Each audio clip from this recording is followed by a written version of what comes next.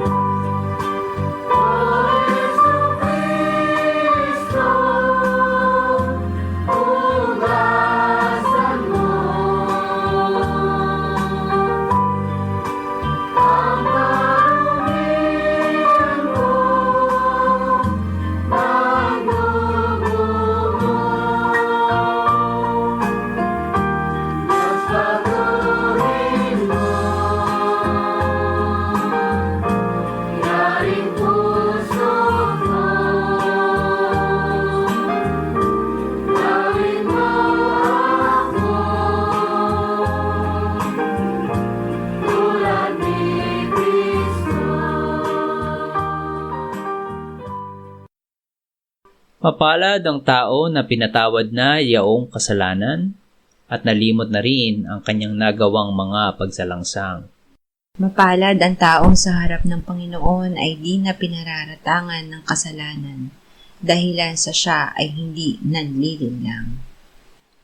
Noong hindi ko pa naipapahayag yaring kasalanan, sa buong maghapon ako'y nananangis sa matinding lumbay. Sa araw at gabi, bigat ng kamay mo ang nararamdaman, ano pa't wala nang nalalabi akong lakas sa katawan. Hamog ang kaparis na dagling na tuyo sa sikat ng araw. Ako ay lumapit sa iyong harapan at salay inamin. Ang aking nagawang mga pagsalansang di ko inilihim. Pinagpasyahan ko ang lahat ng ito sa iyo'y idaing at aking natamo ang iyong patawad sa sala kong angkin. Mga minamahal, sinasabi sa unang Juan 1:9, kung ipinapahayag natin ang ating mga kasalanan, maaasahan nating ipatatawad sa atin ng Diyos ang mga ito at lilinisin tayo sa lahat ng ating kasamaan sapagkat siya'y tapat at matuwid. Salamat sa iyo, O Diyos. Pinatunayan mo ang iyong pag-ibig sa amin nang si Kristo ay mamatay para sa amin noong kami mga makasalanan pa. Ngayon ay buksan mo ang aming mga labi at kami ay magpupuri sa iyo.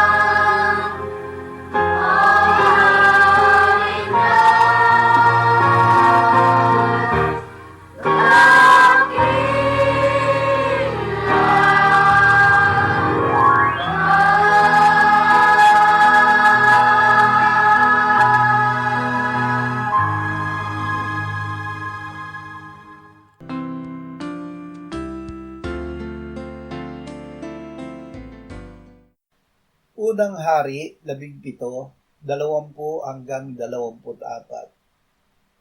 Si Elias ay nanangi sa Panginoon. O Panginoon kong Diyos, dinalhan mo rin ba ng kapahamakan ng balo na aking tinutuluyan sa pamamagitan ng pagpatay sa kanyang anak? Siya'y umunat sa bata ng 3 ulit at nanangi sa Panginoon.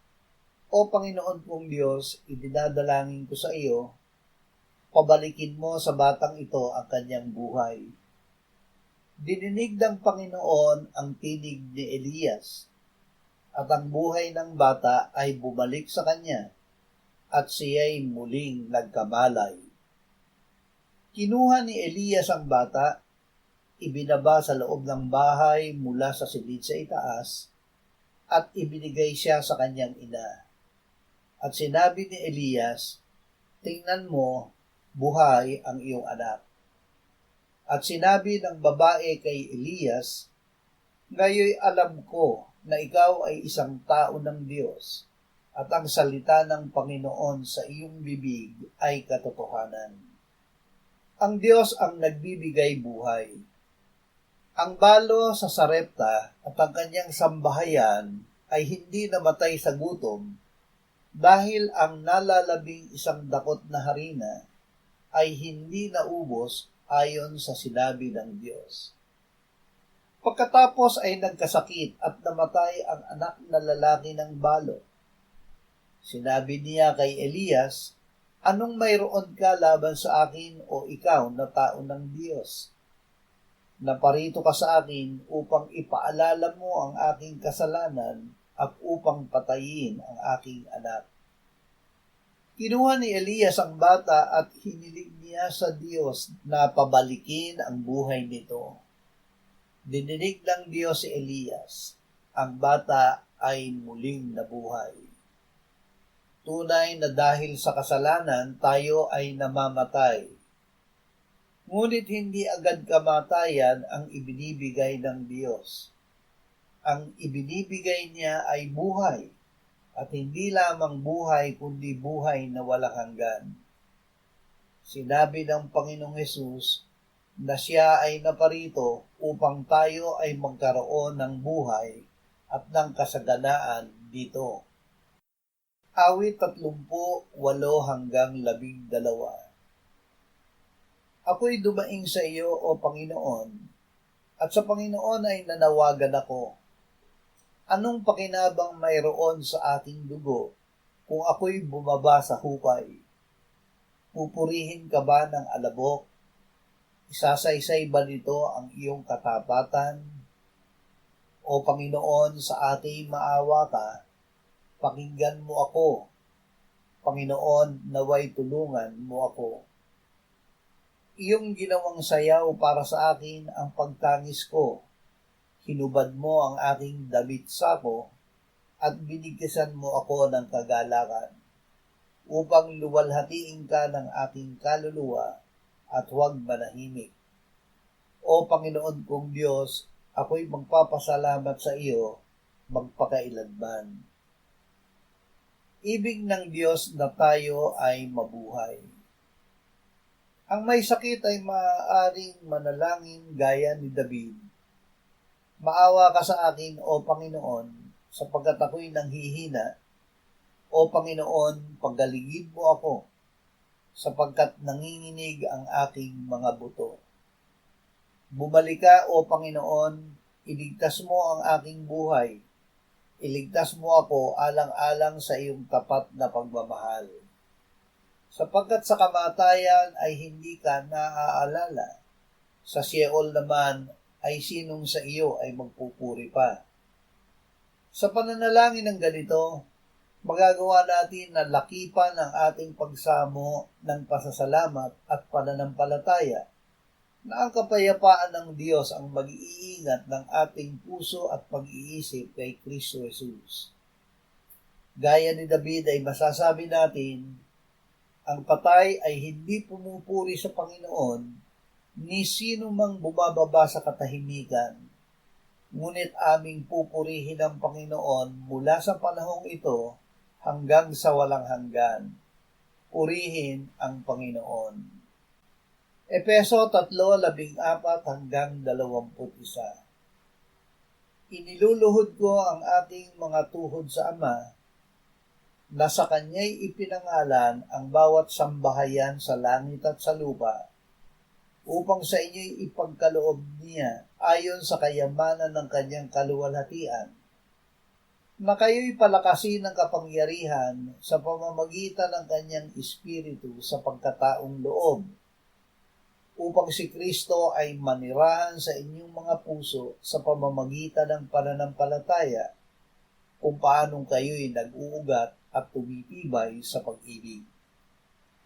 Aking idinadalangin na magkaroon kayo ng kapangyarihang matarok kasama ng lahat ng mga banal, ang luwang, haba, taas at lalim, at upang makilala ang pag-ibig ni Kristo na higit sa kaalaman, upang kayo'y mapuno ng lahat ng kapuspusan ng Diyos. Ngayon sa Kanya na makakagawa ng higit na sagana kaysa lahat ng ating hinihingi o iniisip, ayon sa kapangyarihang gumagawa sa atin, sumakan niya nawa ang kaluwalhatian sa Iglesia at kay Kristo Jesus sa lahat ng mga salinlahi, magpakailan paman. Amen.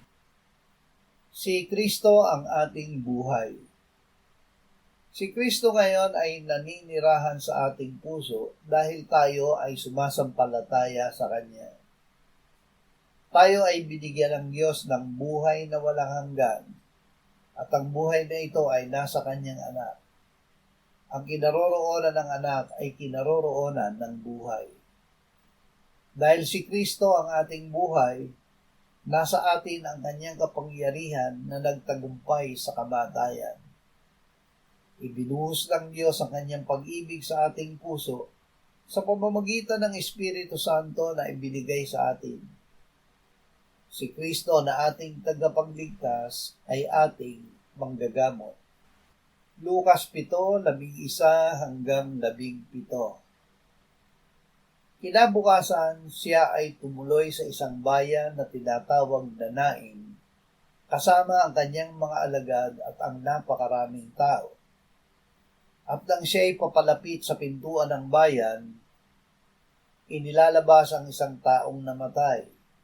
Siya ay nag-iisang anak na lalaki ng kanyang ina na isang balo.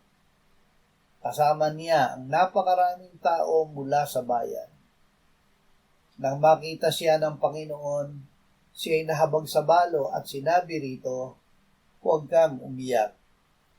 Siya ay lumapit at hinipo ang kabaong at ang mga nagbubuhat ay tumigil. Sinabi niya, "Binata, sinasabi ko sa iyo, bumangon ka."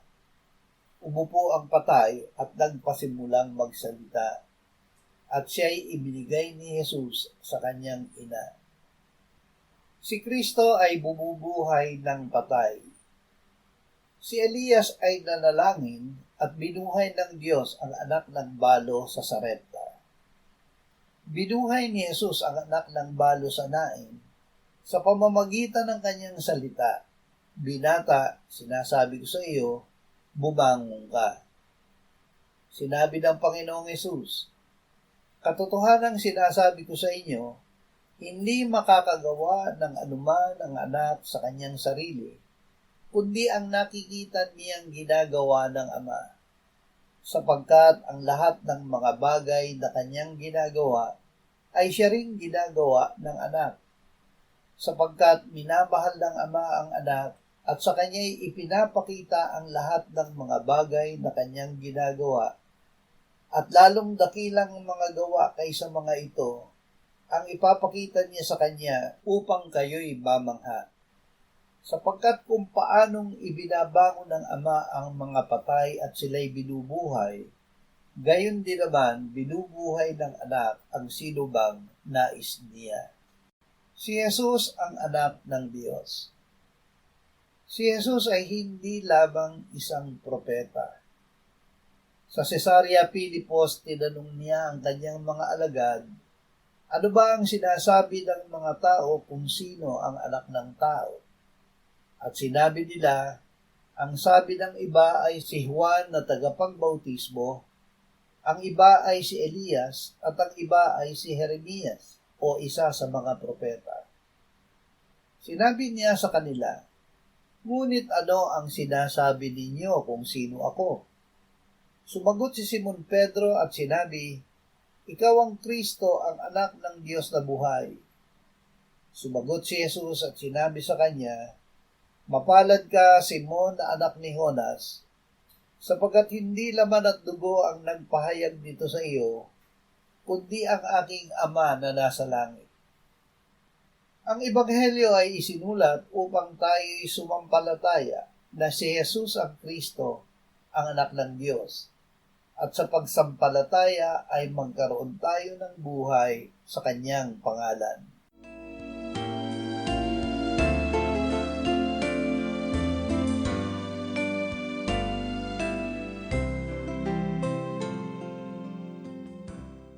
Manalangin tayo. Panginoong Hesus, sinabi mo, "Malibang kainin ninyo ang laman ng anak ng tao at inumin ang kanyang dugo, kayo ay walang buhay sa inyo.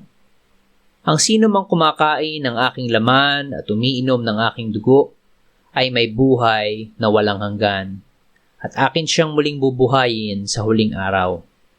Sapagkat ang aking laman ay tunay na pagkain at ang aking dugo ay tunay na inumin. Siya na kumakain ng aking laman at umiinom ng aking dugo ay nananahan sa akin at ako sa kanya. Kung paanong buhay ang Ama na nagsugo sa akin at ako ay nabubuhay sa pamamagitan ng Ama, gayon din siya na kumakain sa akin, siya man ay mabubuhay sa pamamagitan ko."